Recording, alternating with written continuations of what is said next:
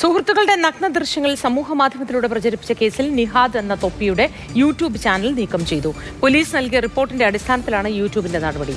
തൊപ്പിയുടെ ജാമ്യാപേക്ഷയെ എതിർത്ത് എറണാകുളം സെഷൻസ് കോടതിയിൽ police report നൽകി.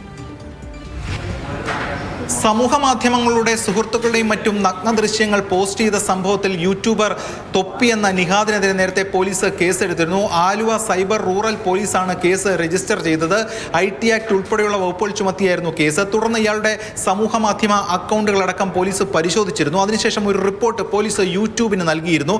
ഇതിന് പിന്നാലെയാണ് തൊപ്പിയുടെ ഈ ചാനൽ യൂട്യൂബ് നീക്കം ചെയ്തത്. അതായത് പ്രധാനമായും ഈ അശ്ലീല ദൃശ്യങ്ങൾ പങ്കുവച്ച ചാനലാണ് പൂട്ടിയിരിക്കുന്നത്. നേരത്തെ തൊപ്പിയും സുഹൃത്തുക്കളും തമ്മിൽ ചില അഭിപ്രായ വ്യത്യാസങ്ങളുണ്ടായിരുന്നു. അങ്ങോട്ടും ഇങ്ങോട്ടും ഒക്കെ തന്നെ പ്രത്യാരോപണങ്ങൾ നടത്തിയിരുന്നു.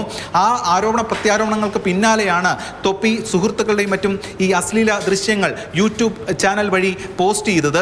അത് ലക്ഷക്കണക്കിന് പേർ കാണുകയും ഒക്കെ ചെയ്തിരുന്നതാണ്. തുടർന്ന് ഇതുമായി ബന്ധപ്പെട്ടുകൊണ്ട് ഒരു പരാതി ഉയർന്നു വരികയായിരുന്നു ഉണ്ടായത്. ഈ തൊപ്പിക്കും ഗ്യാങ്ങിനുമെതിരെ നിരവധി പരാതികൾ വന്നിരുന്നു.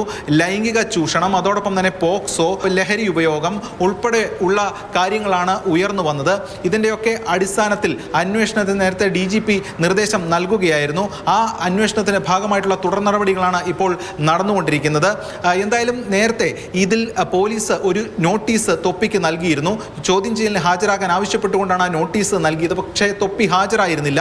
തുടർന്ന് ഒളിവിൽ പോവുകയായിരുന്നു. പോലീസ് ഇയാളെ കണ്ടെത്തുന്നതിന്റെ ഭാഗമായിട്ടുള്ള വ്യാപകമായിട്ടുള്ള പരിശോധനയും ഒക്കെ നടത്തി വരികയായിരുന്നു. ഇതിനിടെ ആന്റിസിപ്പേറ്ററി ബെയിൽ ആപ്ലിക്കേഷൻ, മുൻകൂർ ജാമ്യാപേക്ഷ തൊപ്പി കോടതിയിൽ ഫയൽ ചെയ്തു. എറണാകുളം സെഷൻസ് കോടതിയിലാണ് നൽകിയത്. എന്നാൽ പോലീസ് അതിനെ എതിർത്തിപ്പോൾ റിപ്പോർട്ട് നൽകിയിരിക്കുകയാണ്.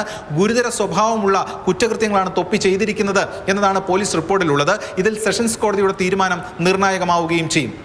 യസ് രാഗിൻ, മാതൃഭൂമി ന്യൂസ്, കൊച്ചി.